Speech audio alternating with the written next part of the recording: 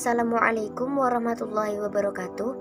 Kami dari kelompok 1, mata kuliah Metodologi Penelitian Pendidikan Kualitatif yang beranggotakan Almaiza Fahyutiara Berlianada, Amelia Inayah, dan Dwi Pujiono akan mempresentasikan materi kami yang bertema Fondasi Penelitian Kualitatif, yaitu poin A, konsep dasar penelitian kualitatif, poin B, kegunaan metode kualitatif, poin C, karakteristik penelitian kualitatif, dan yang terakhir poin D, landasan teoritis penelitian kualitatif. Langsung saja untuk poin A, konsep dasar penelitian kualitatif. Penelitian adalah terjemah dari kata Inggris yaitu research. Oleh karena itu, para ahli juga menerjemahkan research sebagai riset. Research itu sendiri berasal dari kata re yang berarti kembali dan to search yang berarti mencari. Dengan demikian, arti sebenarnya dari research atau riset adalah mencari kembali. Menurut Kamus Webster New International, penelitian adalah penyelidikan yang hati-hati dan kritis dalam mencari fakta dan prinsip-prinsip suatu penyelidikan yang amat cerdik untuk menetapkan sesuatu. Sedangkan penelitian kualitatif adalah penelitian yang menghasilkan penemuan-penemuan yang tidak dapat dicapai dengan menggunakan prosedur statistik atau dengan cara kuantitatif. Secara garis besar, pengertian penelitian kualitatif adalah penelitian yang bertujuan memahami fenomena yang dialami oleh subjek penelitian, misalnya perilaku, persepsi, motivasi, tindakan, dan sebagainya, secara holistik dengan cara deskriptif dalam suatu konteks khusus yang alami tanpa ada campur tangan manusia dan dengan memanfaatkan secara optimal sebagai metode ilmiah yang lazim digunakan. Poin selanjutnya akan dilanjutkan oleh Mbak Almaiza. Assalamualaikum warahmatullahi wabarakatuh.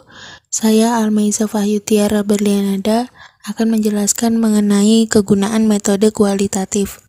Metode kualitatif digunakan untuk kepentingan yang berbeda bila dibandingkan dengan metode kuantitatif.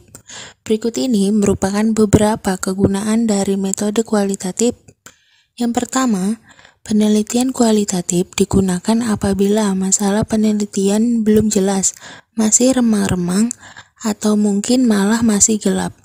Kondisi semacam ini cocok diteliti dengan metode kualitatif karena peneliti kualitatif akan langsung masuk ke objek, melakukan penjelajahan dengan grand tour question, sehingga masalah akan dapat ditemukan dengan jelas. Melalui penelitian model ini, peneliti akan melakukan eksplorasi terhadap suatu objek, ibarat orang yang akan mencari sumber minyak, tambang emas, dan yang lain sebagainya untuk memahami makna di balik data yang telah tampak tersebut. Yang kedua, penelitian kualitatif digunakan pada penelitian dengan subjek yang tidak dapat terdefinisikan dengan baik, serta dapat memahami isu-isu sensitif selama proses penelitian.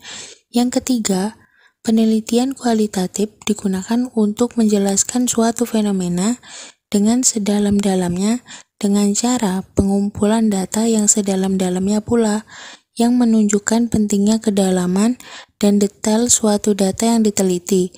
Pada penelitian kualitatif, semakin mendalam, teliti, dan tergali suatu data yang didapatkan, maka bisa diartikan pula bahwa semakin baik kualitas penelitian tersebut.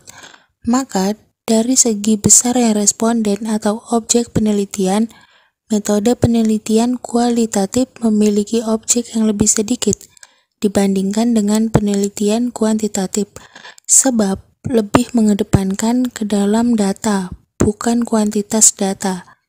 Yang keempat, penelitian kualitatif digunakan untuk meneliti sebuah fenomena yang sampai dengan sekarang belum banyak diketahui atau belum terbukti secara ilmiah.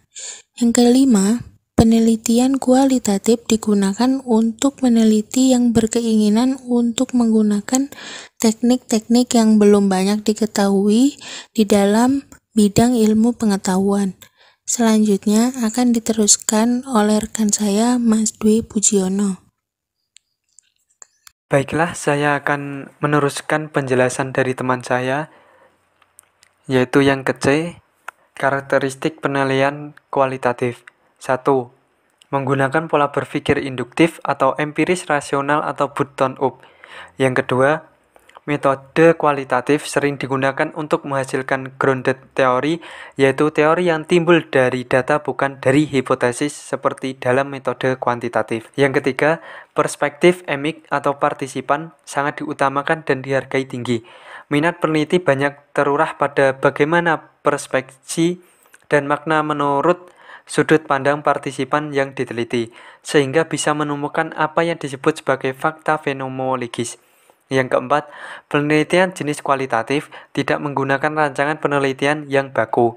Yang kelima, pengumpulan data dilakukan atas prinsip fenomenologis, yaitu dengan memahami secara mendalam gejala atau fenomena yang dihadapi.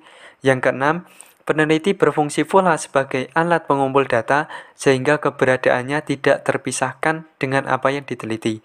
Yang ketujuh, analisis dapat dilakukan selama penelitian sedang dan telah berlangsung. Yang ke-8, hasil penelitian berupa deskripsi dan interpretasi dalam konteks waktu serta situasi tertentu. Yang ke-9, penelitian jenis kualitatif disebut juga penelitian alamiah atau inquiry naturalistik. Dan yang selanjutnya adalah tentang landasan teoritis penelitian kualitatif. Dalam berbagai macam penelitian kualitatif, para peneliti menggunakan teori dalam penelitian untuk tujuan-tujuan berbeda. Yang pertama, dalam penelitian kualitatif, teori sering kali digunakan untuk menjelaskan perilaku dan sikap tertentu. Teori tersebut dapat menjadi sempurna dengan adanya variabel, konstrak, dan hipotesis penelitian. Yang kedua, para peneliti kualitatif seringkali menggunakan perspektif teoritis sebagai pedoman umum untuk meneliti gender, kelas, dan ras. Dan yang ketiga, perspektif emik atau partisipan sangat diutamakan dan dihargai tinggi. Minat peneliti banyak terurah pada bagaimana perspektif dan makna menurut sudut pandang partisipan yang diteliti, sehingga bisa menemukan apa yang disebut sebagai fakta fenomenologis. Yang keempat, penelitian jenis kualitatif tidak menggunakan rancangan penelitian yang baku.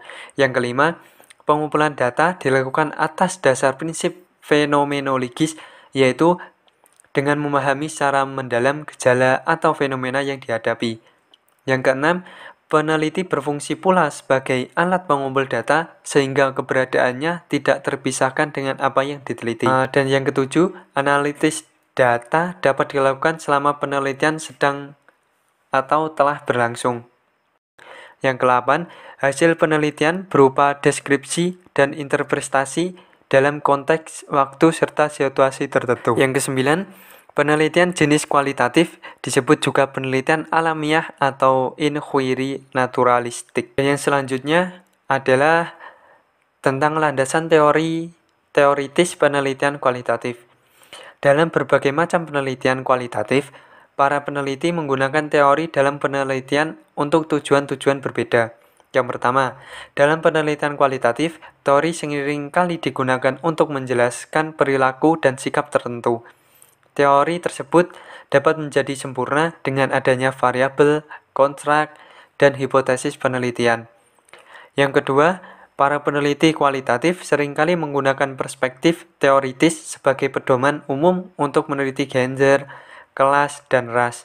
Dan yang ketiga, perspektif emik atau partisipan sangat diutamakan dan dihargai tinggi. Minat peneliti banyak terurah pada bagaimana perspektif dan makna menurut sudut pandang partisipan yang diteliti, sehingga bisa menemukan apa yang disebut sebagai fakta fenomenologis. Yang keempat, penelitian jenis kualitatif tidak menggunakan rancangan penelitian yang baku. Yang kelima, pengumpulan data dilakukan atas dasar prinsip fenomenologis, yaitu dengan memahami secara mendalam gejala atau fenomena yang dihadapi.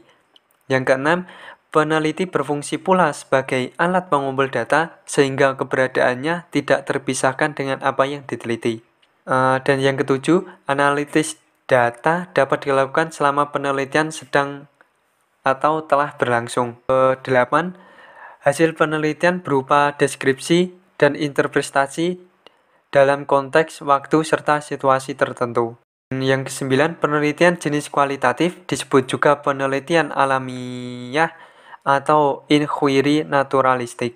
Dan yang selanjutnya, pembicaraan mengenai teori berarti berbicara mengenai asumsi yang digunakan untuk melihat apa yang penting dan apa yang membuat dunia ini terus berjalan. Maka dari itu, berikut ini merupakan pembahasan secara singkat dasar penyusunan teori dalam penelitian kualitatif.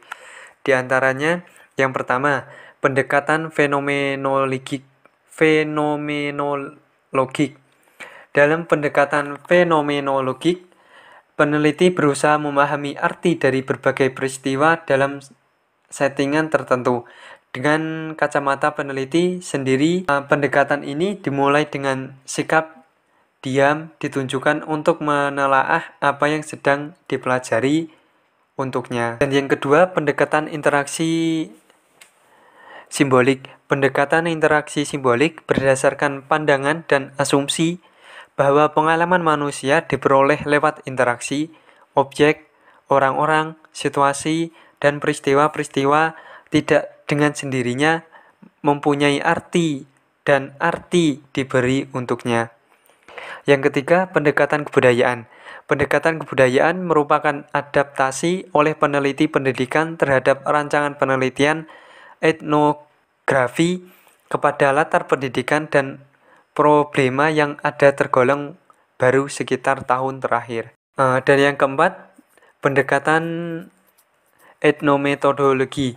Pendekatan etnometodologi mengacu pada bagaimana pribadi-pribadi subjek yang diteliti menyatakan dan mengartikan kehidupan mereka sehari-hari dalam hal memahami, menggunakan, dan menyusun aspek-aspek dari lingkungan mereka. Sekian presentasi dari kelompok kami. Jika ada tutur kata yang kurang berkenaan, kami mohon maaf. Sekian, wassalamualaikum warahmatullahi wabarakatuh.